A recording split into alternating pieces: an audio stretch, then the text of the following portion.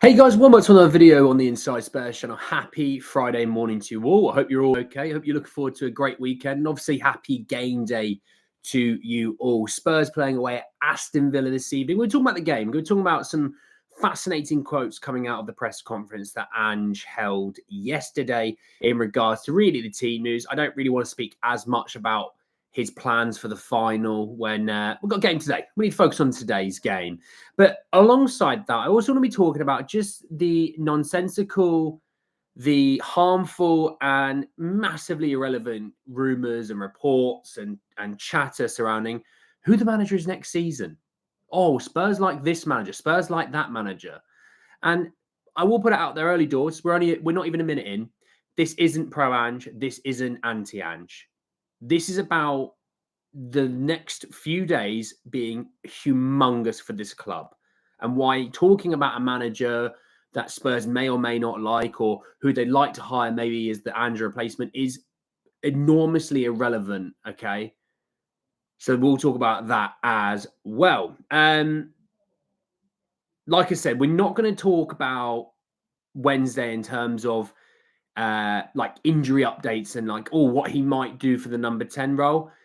We're just going to talk about today's game, all right? So if you're coming in here wanting to talk loads about Bilbao because you want to talk about tactics and things like that, again, somewhat irrelevant in regards to today, okay? Morning, Graham. How are you, my friend? Sonia Spurs, Dragon.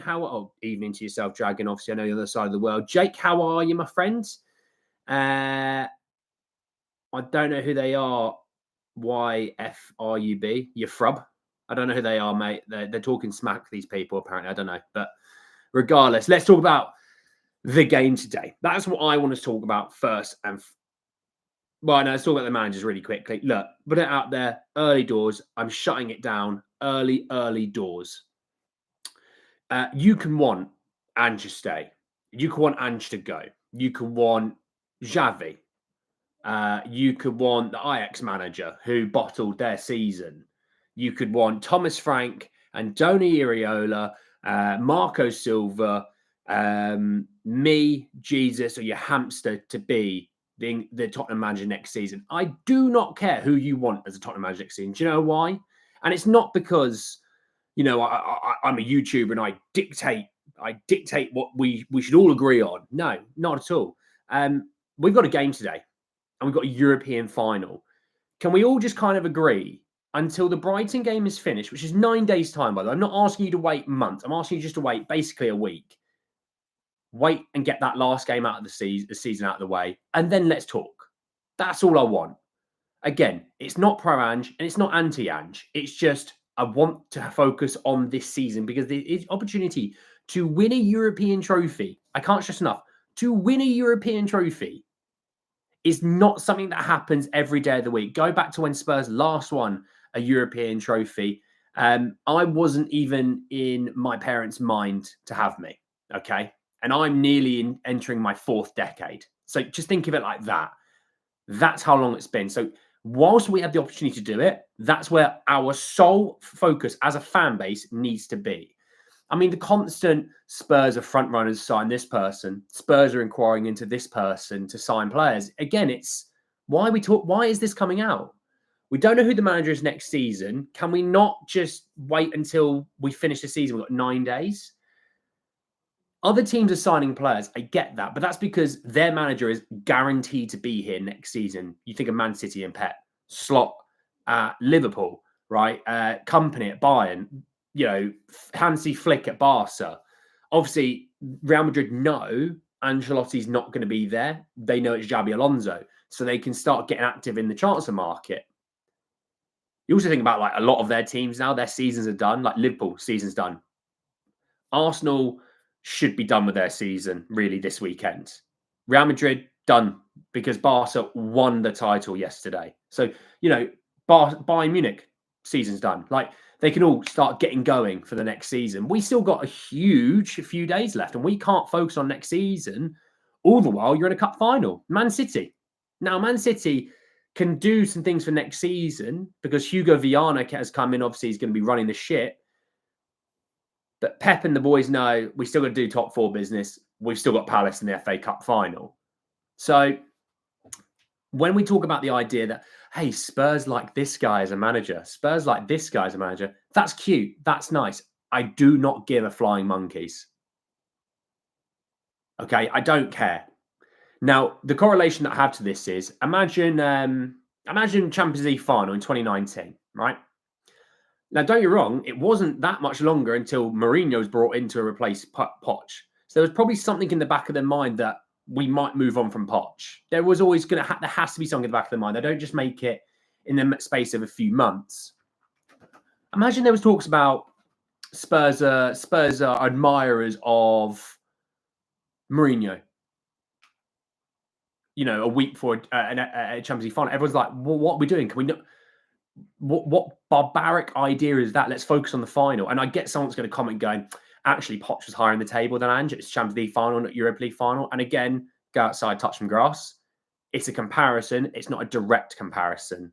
It's a loose comparison. We shouldn't be talking about it. I don't care if Ange was by the way, I don't care if Ange would take over mid-season, we were getting relegated and he's in this final. Let's just focus on this final. Okay? So that's my thought process behind it. That's me, rant over. I've done it for about 5 minutes, rant over. Stop talking about other managers. Stop talking about players that we might be interested in for the summer because we don't know who the manager is next season. Let's focus on this manager, this group of players, and this season. That's all, okay? Terry, how are you? Milton, don't really know those pages, unfortunately. Frub. I'm just going to call you Frub, to be honest, mate. I have no idea. But Sonia, I've said hello to him, I think. If not Terry, always Terry. DS, how are you? UK people didn't read to us Aussies. You don't slag off your team. If you do, you're KO'd. Well, there you go. Look, let's talk about the game today because I think it's fascinating, this game today. Obviously, we're very much worried about injuries because you lose your 3 most creative midfielders in the space of a handful of weeks, right? It's a lot to take in. And, you know, Maddison was a weird injury. Bergvall was a non-contact injury. And Kulu was, you know, I know people don't like Mark Guay for it. Kulu's been hit in so many different ways this season, not got injured. It is a freak situation, all right? I know we get in our feelings and we hate Mark Guay for it, but Mark wasn't going out there to injure Kulu. He wasn't, all right? You'd have more of a leg to stand on if it was Chelsea Spurs in the Europa League final, but it's not. It's Manchester United's, you know. Regardless of that, there's obviously question marks going into that final. What are Spurs going to do in the midfield? Now, we know two midfielders, don't we? We know Bissouma and Bentancur will be 2 starting midfielders. So Spurs have a situation at hand where today could be an opportunity that, regardless of result, maybe we see something. You know, it wouldn't shock me if, 2 or 3 different players play the 10 role today. And what I mean by that is maybe someone gets 45 minutes to start the game, right? Maybe a different player gets 20 minutes and then a substitute person gets another 20 minutes, right? You know what I mean? Like there's an opportunity that players to get a good handful of minutes and maybe Ange sees something. Ange goes, I can work with that. Maybe, a bit more training and we can work with that. We've obviously talked about Odegaard, right? Who'd played countless times last season. I think it's like 15, 16 times last season for Burnley in the 10 role. We've even seen, so I'm trying to fix my label. There we go. We've even seen, things from this season where Odegaard has shown us flashes that he can maybe do it. Obviously, the opportunity that you might play Pape in the midfield and just play 2 8s and a 6 instead of a sort of 10-8-6. There's obviously that situation. Will they change the formation and go 2 up front with Solanke and Richie? I don't think that suits what we're going to be playing against in Manchester United personally. People have talked about Son. Son's played a little bit at that position. So no option's perfect. We know that. Like if Kulu was fit, Kulu's playing. If Bergvall was fit, Bergvall would be playing in the 10, right? If Maddison was fit, obviously. It's not perfect. We know that. But there is an opportunity when we've talked previously, between the games against Frankfurt leading into them, either side of the legs, we've talked about the Bodo Glimt games. It's an opportunity for players that maybe aren't what you deem the starting 11, even though I don't really like that term. it's an opportunity for those players to step up, grab an opportunity themselves, stand out, and, through their own actions, say to Ange, hey, play me Thursday. You're going to need me. Play me Thursday. You can't skip past me. I'm too good to not be played Thursday, right? We've seen it with Tell and Richarlison the most, where even though the score lines and the results haven't been good, these guys have had the odd goal or two. Johnson scored a couple against Southampton. He was back into the team. That's another one. Scored a couple against Southampton, gets an assist as well, obviously, for the penalty that Tell scores. He's back in the team. And he's contributed with goals and big goals as well.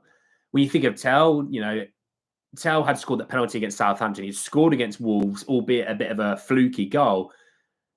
And impactfulness, he then plays in the second leg against Bodo Glimt. He comes onto the bench at half-time or whatever, 60th minute, whatever it was.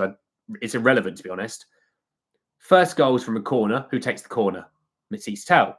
Second goal was a counter-attack. Who basically sets the counter-attack off and creates it all?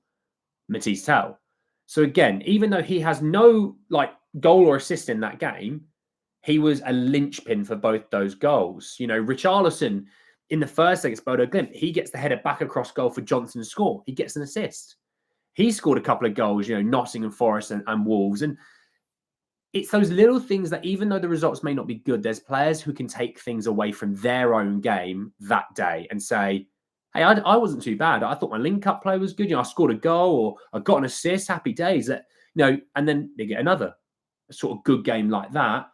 And I've always said, if you add that to the confidence that the team has had, the team that's been playing in the Europa games, who are 3 wins in a row, unbeaten in 5, and this is those 5 games are where you actually start to see the majority of the first teamers.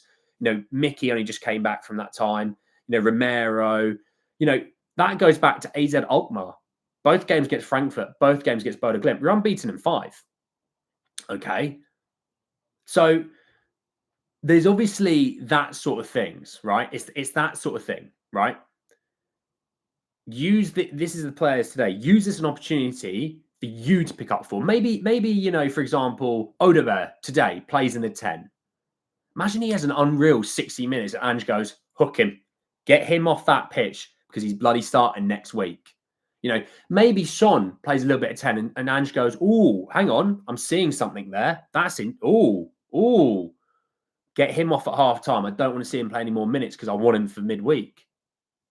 Maybe Pape today has an absolute almighty, because I think Pape's starting, by the way. Maybe Pape today has an absolute belter and Ange goes, I can work with that. Because it might be a situation where next week Spurs don't have a real creative outlet in the midfield, but they've got tons of energy. They're going to press high. They're going to win the ball high. And therefore, you don't have to create as much because you're on their back 4. And all it is smart decision-making and good quality attack play, and you'll get results. So there's so many different ways they can go about it. There's also talk that Pedro Porro might play in the midfield. Again, we'll worry about that closer to the time. We'll do the preview for the Manchester United final on Monday. So we'll worry about that then. But today, I think Vic is going to start in goal. I think there's an opportunity for Vic to keep sharp. And I don't care. I don't care. I'm not as bothered about a Vic goal conceded today when he's playing behind maybe. And he's definitely at least at points today going to be playing behind a defence that he won't play behind in the final. Today, I expect to see Jed Spence start, but I also expect him to start at right back. Follow me. I could also see Mickey or Kuti starting them in the back line. Maybe both, but I can see both, at least one of them starting in the back line. I can see Destiny Adogi starting at left back. And I know a lot of people go, play the youth, play the youth, play the youth, play the youth. At points, I agree with that. And I was earlier in the week going, just play the youth. I don't want to see any of these guys getting injured because of obviously how I felt towards other injuries. This isn't FIFA. This isn't Football Manager or Championship Manager or LMA Manager, whatever you played growing up or play now. Players do rely on sharpness. They rely on game time minutes. And what you've seen over the last few weeks from Ange is he likes to play people for 45 minutes. Hence why I'm thinking he might play Destiny and he might play a centre-back, okay? If I'm honest, it would probably be Romero, who is a bit more sturdy than a Mickey van der Ven. You'd probably see him. In the midfield, then I would see Gray, I'd see Bissouma and Sarr, if I'm honest. Again, it's not the most creative midfield, but for 45 minutes, I would expect to see that. And if Ange doesn't really like what he sees from, Sarr as a number 8 in that game, then I expect to see Sarr to play more minutes in that game. He'd hook Bissouma at half-time. Again, keep him fit, keep him fresh. He's always been quite good against Manchester United. He's going to need to be again next Wednesday. I'd expect to see Tell. I'd expect to see Odebear. And I'd expect to see Son. And I would play Tell through the centre. I'd play Son on the left and give Son 30 to 45 minutes. Ange's already talked about how he wants to get Son more minutes. I think him starting is probably expected. Get him off at half time. Get Tell maybe back out to the left, or playing Mikey Moore for the second half. I expect maybe Richie to get some minutes today as well. I don't know if he would start, but maybe he's a substitute, or maybe he does start and he goes off at half time potentially, and Tell comes on, or you know what I mean. It's that idea about that. But I expect to see some first teamers. I don't expect to see 8+. Porro, I don't think will be in the squad. I don't foresee Bentancur being in the squad either. They obviously played last time out and got 45 minutes. I would expect to see Sarr and Bissouma in the midfield. I'd expect maybe even Destiny. I'm in an iron about Destiny. But then again, like I said, it would have been about 2 weeks since they last played, and it's a long time. And when you do kind of think about Manchester United's situation, they have played some first teamers. They have kept fairly sharp. We haven't played as many. And I know there's always that risk against reward, the risk of not playing your first team is they don't get injured in the game time, but they aren't going to be as sharp. They might be a bit more sluggish, and maybe their weight of pass is that little bit off, and that could be the difference to a goal. But obviously, and the reward from that is they get sharp and they're much better in the final. But obviously, the risk from that as well is, hey, they could get injured. Now, ironically, we get players injured in training all the time, so maybe it's no different. But you do have to sort of take that into account, Given the players play against Palace, it's hard to be optimistic that they will perform enough to impress, sadly. Again, like I said, it's not for me even about the team. Like, we win today, oh my word, phenomenal. But for me, it really comes down to, can one or two players stand out? Like, if Sarr has an absolute belter of a game playing in what the role would be deemed as a, quote, Maddison role, he won't play like Maddison. They'd change the way our midfield would act. But if he has a really good game, that probably is the midfield you'll see in the final. Bentancur, Bissouma, Sarr. If Pape has a game where he struggles, he'll play a bit longer. I expect him also maybe to shift to 8 whilst Bissouma goes off and try someone else at the 10, maybe an Odebear, for example. I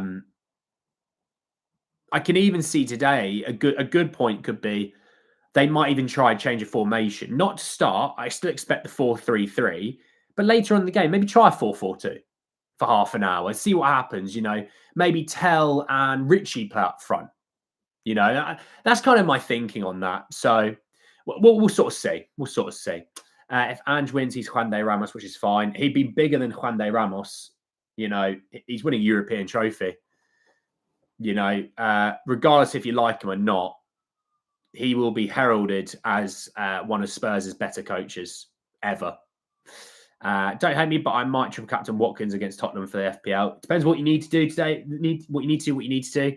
I gave up an FPL a long time ago. I'm probably at the bottom of the league that I created, the Inside Spurs League.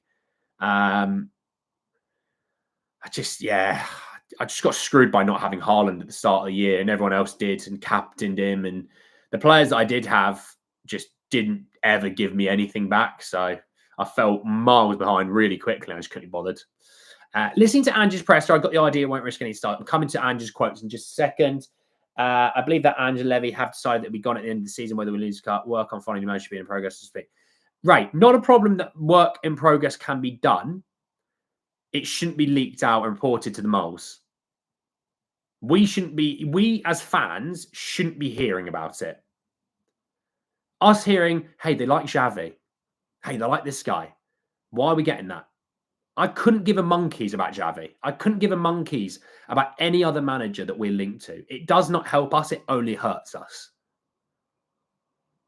Aston Villa today, Man United in the week, Brighton at the weekend following that. Ange is my manager. I support the manager and the players and the club into the end of the season. I'm not Ange in or Ange out before someone cries about it, because I'm Ange out, so you should be Ange out. And I'm Ange in, you should be Ange in kind of attitude. Be what you want to be. Club comes first. And if you don't, these people that are putting out those reports aren't putting the club first. They're putting themselves first, and they don't help us. They hurt us as a fan base, unfortunately. XO, how are you, mate? I'll talk about Poirot in the midfield a bit closer to the game next week. He's not going to be playing today, so I'm not going to be worried about him at all. Let's talk about Andrew's quotes, though, going into the game.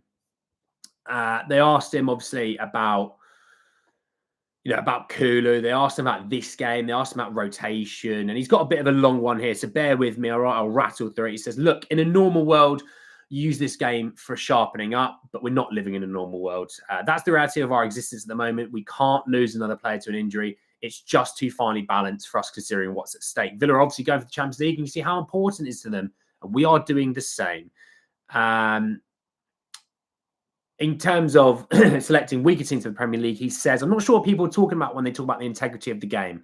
I don't know what that means. We certainly have put out teams this year because of our injury situation that we're not the strongest, and we need to put it out there because we still needed to play those games. It's the same with other clubs. I don't know why that question is being asked, if I'm honest. I think if anyone thinks we're going out there and not to do our absolute best to win, that's the only time where integrity gets questioned. When we played Man City last year, and apparently I was wrong for trying to win the game of football, that's where integrity comes into it. That's why I was so strong on it.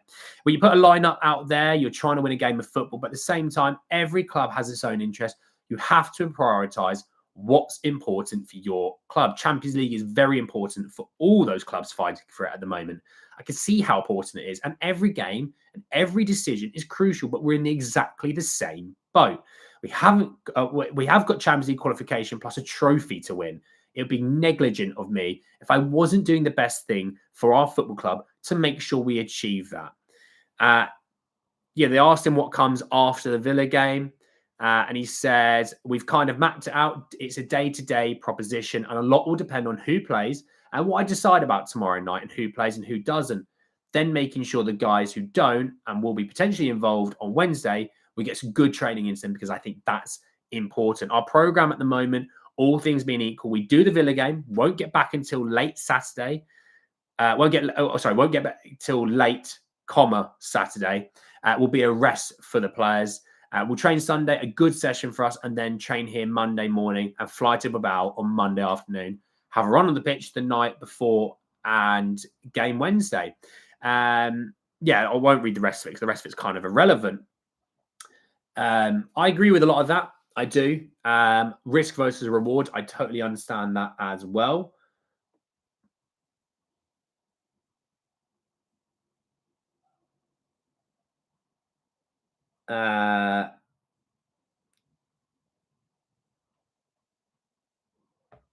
So I just received an email about something. Andrew's talked about this. These games are an opportunity for players to step up. And yes, you may, as a fan, deem some of these players to not be the quote starters. But think about how that team has changed so frequently this season when we've been healthy. So hasn't changed every week, because obviously we've been injured for about 9 months of this season, aka the whole season. But when we have been near enough healthy, right, where we're maybe missing 1 or 2 players. So basically of about 6 weeks this season, right? How the team still changed because players have stepped up. You think Johnson was dropped and Odegaard played, and we lacked a bit of a goal threat. Johnson comes back in, we score goals again. And I know some people aren't pro Johnson. Please don't think of me as like the pro or anti Johnson. I'm just using it as an example, right? The first game he comes back in, we score 2 goals. he gets an assist for the third as well. So he gets a 3-goal contribution, regardless of who it was against. You take that every game of the week, twice on Sundays. Matisse Tel has sort of stepped up in Son's absence and gone, hey, I could play this position. And it, pause. Oh, let me pause. Let me think about Matisse Tel at left wing. Let's talk about, in the midfield, Basuma, cast aside, gone, get him out.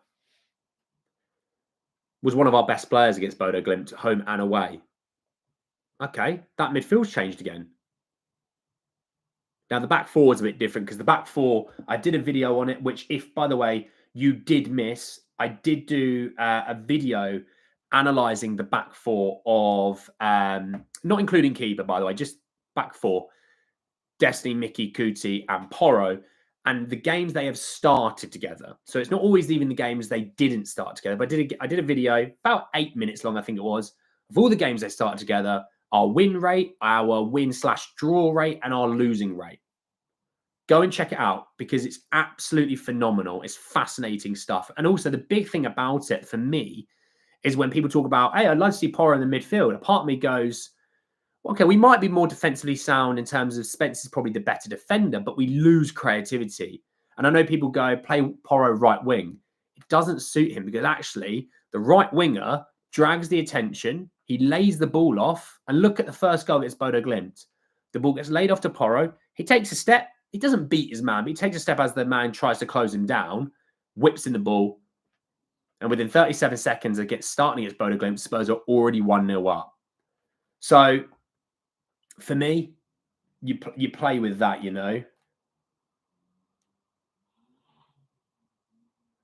Sorry, I'm just sending an email.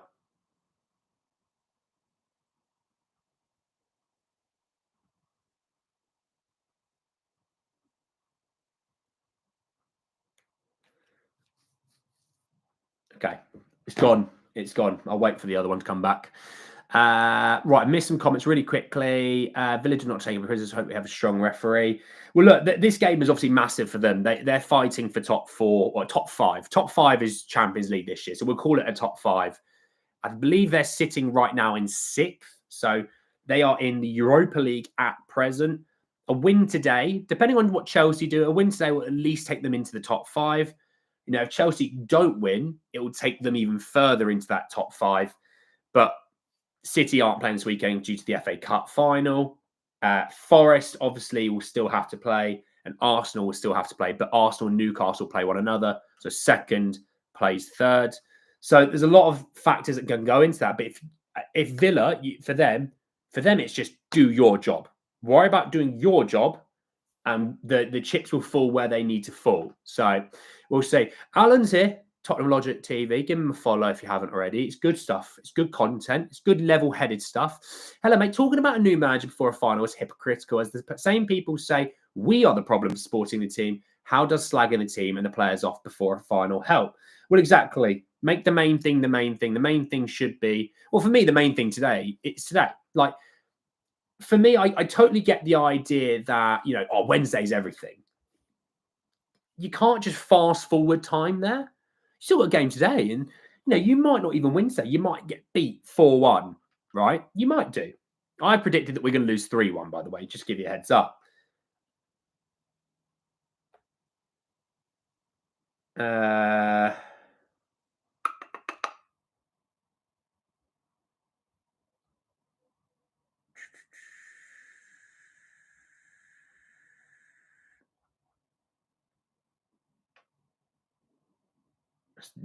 Emails are doing my head in. That goal that could be scored, right? Let's say Odegaard assists it and Richie scores it.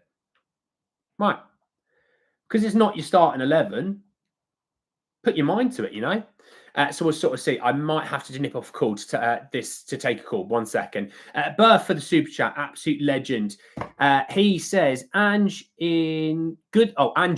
good things take time. Injuries galore this season. We have seen what happens when you take Virgil out of Liverpool or Rodri out of City.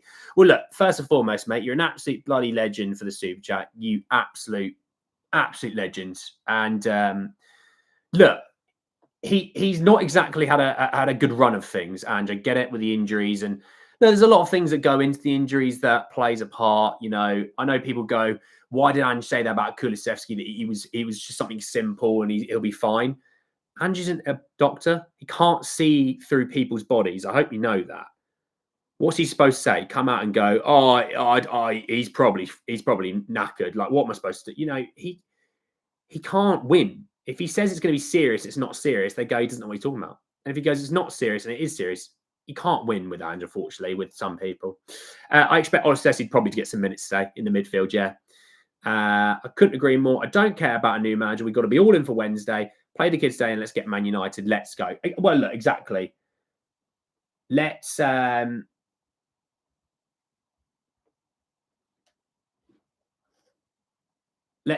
worry about, the now, not the later, You're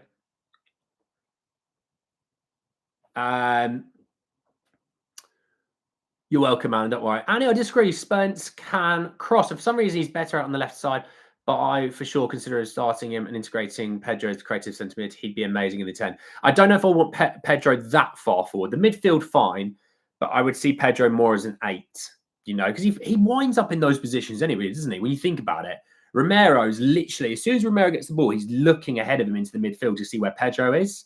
So it wouldn't shock me, but I wouldn't say Pedro plays the 10 in those games. I still see him as the deep line playmaker, as like an 8. So Spence can cross. But unfortunately, you're comparing him to Pedro Porro, who's probably the best crosser in the club, and it's difficult, but I get it. You're welcome, Alan. Pro Spurs, deal with Ange after our biggest match of years. Yeah. Pro Spurs, we'll worry about Ange and these players after Brighton next Sunday, so the following Sunday. Steampunk, how are you, mate? I'd like to see Tao Odeberry more as the 3 in behind Son with Spence, Gray, and DM. Ooh, not sure about that in a hype, but okay. I wouldn't get surprised if Ange plays start at 10. Look, it wouldn't shock me either.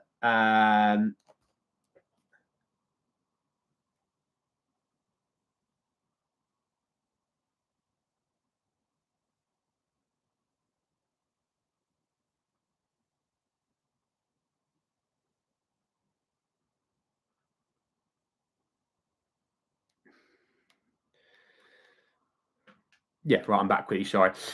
Look, we'll see about the 10. I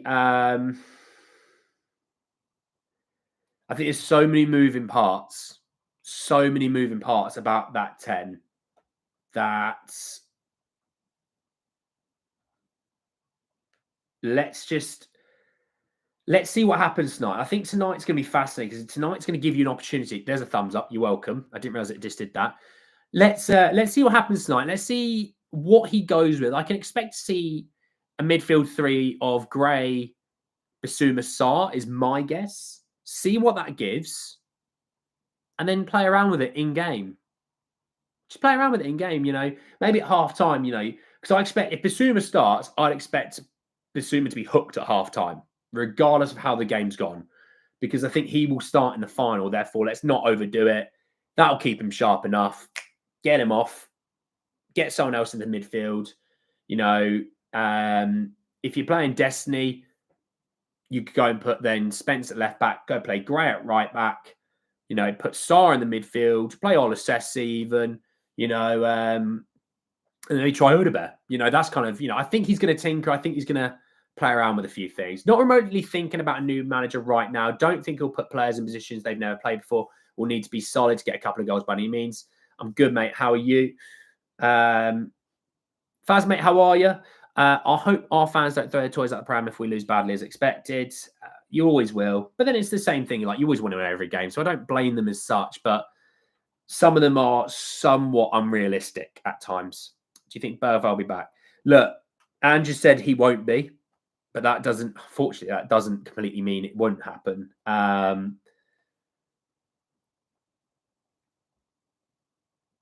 Okay.